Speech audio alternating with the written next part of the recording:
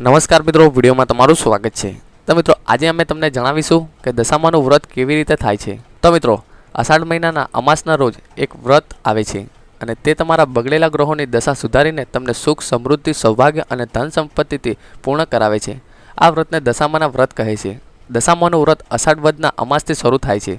10મે દિવસે તે પૂર્ણ થાય છે। માટીમાંથી દશામાનું પાણી જે સાંઢળી છે તેની મૂર્તિ બનાવી તેના પર દશામાં પધરાય છે। તેનો ભાવ કરી પ્રાપ્તકાળે સ્નાન કરી ધૂપ, દીવો અને શ્રદ્ધાપૂર્વક દશામાની કથા સાંભળવાની હોય છે।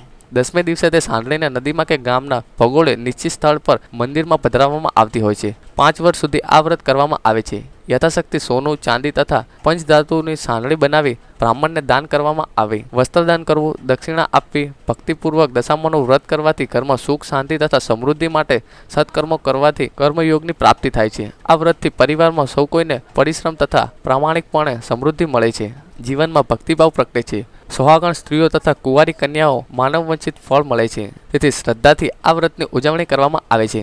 તો મિત્રો, આવી રીતે દશામાના વ્રત કરવામાં આવે છે। તો મિત્રો, વિડીયો તમને પસંદ આવ્યો હોય તો નીચે કમેન્ટ બોક્સમાં જય દશામાં જરૂર લખો। તો બસ મિત્રો, અમારા વિડીયો માટે બસ આટલું જ।